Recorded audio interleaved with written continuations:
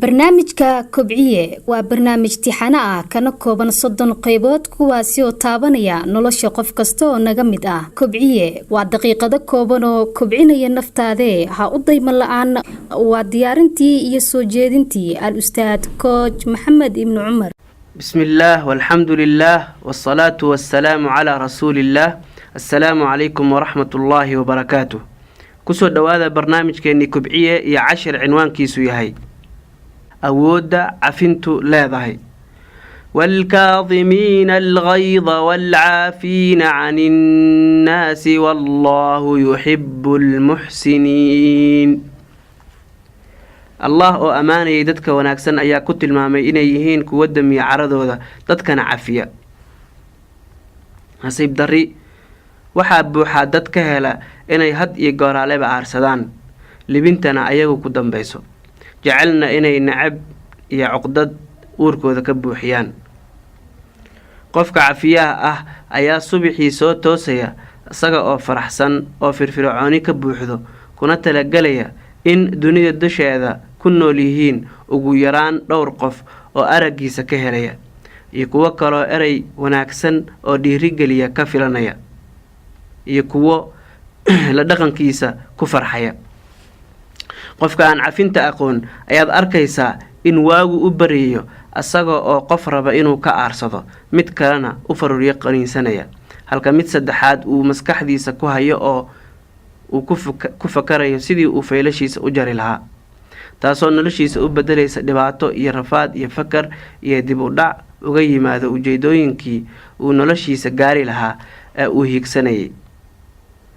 waaga ayaana u baryaya asaga oo adduunyada lacanadaya ciriirina dareemaya sababtoo ah xalay buu cafin la'aan seexday.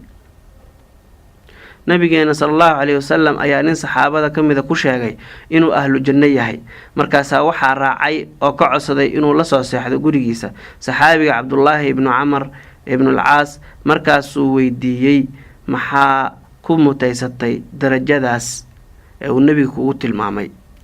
kadib markii uu ka waayay kuna arki waayay cibaado gaar ah iyo salaad badan midna wuxuu ku yiri saxaabigii waxaan sameeyaa oo kaliya intaan seexanin ka hor inaan cafiyo ruux walba oo uurkayga oo wax ku jira ma seexdo ayuu yiri.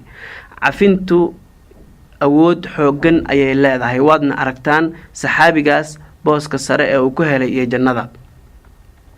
Abu Bakr radiyallahu anhu ayaa asagana saxaabigii misdax ahaa ka goostay biilkii iyo quudintii uu quudin jiray kadib markii uu ka qayb galay ama uu qayb ka noqday raggii faafinayay warkii lagu tuhmayay hooyada mu'miniinta ee Aisha. kadibna Ilaahay subhanahu wa ta'ala ayaa Quraan soo dejiyay ku amraya Abu Bakr inuu cafiyo si alle dambi dhaafkiisa uu u helo. kana soo maray xaalad caro xad dhaaf ah oo awoodi kari waayay inuu xakameeyo naftiisa oo markaa hadal aan wanaagsaneyn ka tagay oo caytamay ama gacan qaaday oo qof dhib gaarsiiyay kadibna ka shalaayay markuu qaboobay oo uu dagay xanaaquna ka baaba'ay. wayna soo wada martaa xaaladahaas oo kale mana jiro qof ka sareeya qiirada iyo kicidda waxaase lagu kala duwan yahay xakameynta iyo saameynta ay qofka ku reebayso. dadka qaar ayaa ku andacoonaya marka xanaaqu sii daayo oo uu fasaxo caradiisa isla markaana qofkii ama noolihii uu ku xanaaqay caayo ama uu u gacan qaado dibna gaarsiiyo inuu dareemayo raaxo iyo nafisaad. warkaas ma saxba waxaad ogaataa oo ku hubinaya inaadan dareemin raaxo shalaytanka aad ka shalayn doonto shaygii aad iska jibisay iyo caruurkii aad dibka gaarsiisay uu weligii jirayo xanuunna kugu hayn doono abid. khatarta xanaaqa iyo cafin la'aantu leeyihiin waxay ku dahsoon tahay dhibaatooyin badan oo kula soo gudboonaanaya kuwaas oo laga yaabo in noloshaada ay khatar geliyaan ama kugu reebaan shalayto aan harayn ama cudurro aan sahal looga dawoobin sida sokorta dhiig karka iyo kuwa kale nafsaani ah sida walwalka fakarka badan iyo isla hadalka. sida daraadeed ayaa cafintu tahay waajib loo baahan yahay inuu qof kasta barto. dhageysto nabigeena ayaa ku yiri saxaabigii ka codsaday dardaaranka ha caroon dhowr goorna kusoo celceliyey. muusan oran been ha sheegin, dadka ha dhibin, salaad badan tuko iyo waxyaabaha la midka ah. ogow waxyaabahaas oo dhan waa muhiim, laakiin wuxuu kusoo koobay ha caroon. waxaadna moodaa in nabigeenu sallallahu calayhi wasallam leeyahay inaadan caroon ayaa dardaaran kuugu dhan yahay ee ku dheg hana sii daynin. waxaa laga yaabaa in qaarkiin isweydiinayo miyaan baran karaa cafinta maadaama laga maarmaan u tahay nolosheenna iyo caafimaadkeena intaba. haa, waad baran kartaa oo sida aad iskuulka ama jaamacadda u aado oo aad wax uga soo barato oo kale ayaad cafintana u baran kartaa. waxaad samaysaa inaad akhriso wax laga qoray cafinta, inaad baarto qisooyin ka hadlaya, kana faa'iidayso dadka ku dheereeya cafinta, laabxaarnidana ku wanaagsan. xadiid ayaa ahaa inama alcilmu biاtacallum wa inama alxilmu biاtaxallum. macnihiisu yahay cilmigu wuxuu ku yimaadaa barasho, dulqaadka iyo adkaysigana waxay ku yimaadaan isbarid laysbaro dulqaad iyo adkaysi. xadiidku wuxuu caddaynayaa in la baran karo dulqaadka iyo cafinta iyo xakameynta nafta haddii doonisteedana laga helo oo aan nafteenna u tababarno sidaan wax u cafin lahayn. Dr. Ibraahim Alfiqi ayaa wuxuu yidhaahdaa kitaabkiisa awoodda jacaylka iyo cafintana uga hadla oraahdan: cafi dadka kale, ogow qof walba inuu ceeb leeyahay, oo cafi haddaad rabto in lagu cafiyo. waxaa kaloo uu dhahaa haddaad jacayl dirto, jacayl ayaad ka dheefaysaa ood ka helaysaa.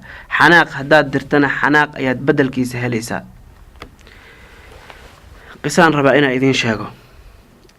imaamka weyne loo yaqaano Axmed ibnu Xambal ayaa markii fitnadii ka hadlaysay khalqul qur'aan ama qur-aanka waa la abuuray hadal ilaahay ma ahan dadkii qabay ay dhacday, ayaa ninkii almuctasim la dhahayay ee dowladdii markaa jirtay madaxda ka ahaa ciqaabay imaamka oo xabsi dhigay. imaamka ayaa aada loo jirdilay, lagu ciqaabay xabsiga, markii dambena lasoo daayay. markii lasoo daayay ayaa imaamka waxaa lagu sameeyey daweyn iyo in la daweeyo, hase ahaatee waxaa ku haray dhabarkiisa qayb ka mid a xanuun uu dareemayay mar walba. markaasuu suu u joogo iska xanuunsadaa oo aada xanuunka u dareemaa. maalmaha ka mid a ayaa waxaa u yimid oo soo booqday dhakhtar wanaagsanaa oo dadka ahlu khayrka ah ka wardooni jiray oo soo booqan jiray si xaaladooda ula socdo. sheekhiyo wuxuu arkay meeshaan xanuun uu hayo, markuu weydiiyey oo u sheegay in dhibkii loo geystay mowqifku istaagay dartii uu yahay, ayuu wuxuu ku yidhi iifayd dhabarkaaga aan fiiriye. markuu fiiriyey wuxuu dhakhtarkii garan waayay wax xanuun oo gaar oo dhabarka uga muuqda oo aan ka ahayn ulihii lala dhacay calaamadahooda. sidii ayuu u sheegay imaamku, wuxuu ku yidhi wax gaara igama muuqdaan imaamow. wuxuu yidhi wax gaar igama muuqdaan, waa kuusoo ogaanayaa oo waa soo baarayaa xaaladan. markuu kasoo tegay wuxuu soo aaday xabsigii sheekha lagu xiray oo uu mas-uul ka yahay inuu hadda ka hor abaal u galay. ninkii ayuu ka fasax qaatay oo gudaha u fasaxay inuu u galo. markaasaa wuxuu la sheekaystay kuwii xabsiga, waxayna u sheegeen kadib markuu weydiinin oday hoosaal loo hayo ayaa jira yaa si daran loo garaaco idinka miduu ku yidhi. mid bay u sheegeen kan baa aada loo garaacay. kiibaa wuxuu ku yidhi ninkaa markii la daweynayay dhabarka waxaa jirta meel hilib dhintay uu ku jiro, hilibka ayaan looga dhex tagay, waana in qalin looga saaro.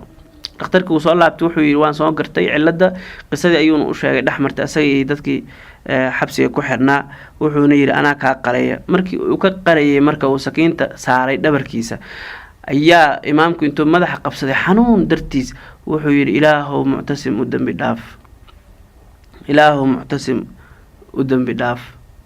markuu qaliinka dhameeyey oo dhakhtarkii oo uu hilibkii dhintay ka saaray dhabarkiisa ayuu weydiiyey imaamow dadka la waxyeelo oo la dulmiyo lagu xadgudbo dadka way habaaraan oo way caayaan, adiguna waad u duceynaysaaye sidee wax u jiraan?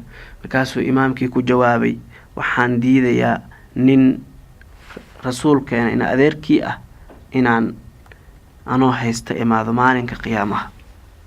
cajiib. Nelson Mandela ayaa isagana yiraahdo dulmanaha lagama yaabo inuu iloobo dulmigii iyo xadgudubkii lagu sameeyay, laakiin wuxuu awood u leeyahay inuu cafiyo oo u dhaafo. ilaahay subxaanahu wa tacaala nabigii yuusuf ahaa qisadiisii markuu qur-aankiisa nooga warramayana wuxuu sheegay inuu yidhi laa tahriiba calaykum alyowm yakfiru allaahu lakum wahuwa arxamu araaximiin. wax eed iyo dhaleecayn ah dushiina ma ahaanin maanta, alle ha idiin dembi dhaafo, asaga ayaa u naxariis badan inta naxariisate. waa dadkii godka ku riday oo nebiga godka geliyey. ogow sida uula dhaqmay u fiirso. nabigeennana markii uu daa'if tagay oo aada dhibka loo gaarsiiyey ooy baabi'iyeen reer daa'ifna kusoo fasaxeen kuwoodii doqomaha ahaa iyo dabaaladoodii oo nebiga aada u dhagxayeen, dhiiggii madaxiisa ka bilowdayna uu koobihiisa buuxiyey. markuu geed hoos fadhiistay asoo nasanayo oo ilaahaygiisa baryay, malagii buurahana wuxuu yidhi maxaan kuu qabtaa maanta? labadan buurood ay dhex degan yihiin ma ku wada masaxaa oo ma baabi'iyaa dadkan ku dhibay? markaasuu nebigu yidhi waxaan filayaa in ilaahay dhabarkooda ka soo saaro dad asaga keliya caabudaya, ee dhaaf waan cafiyey. awoodda cafintu leedahay waa arrin aan marnaba la dhayalsan karin. arrinta cafintaana waa arrin qof gob ah keliya uu ku dhaqaaqi karo oo naftiisa ka weyn, mana awoodi karo ruux aana naftiisa ka weyneyn ee asagu naftiisa hogaamiso. cafi walaal si aad u noolaato adiga oo raaxaysanaya adduun iyo aakhiraba. mahadsanid. diiwaangeli wixii aad faa'iiday, isku day inaad dhaqan geliso siina faafi.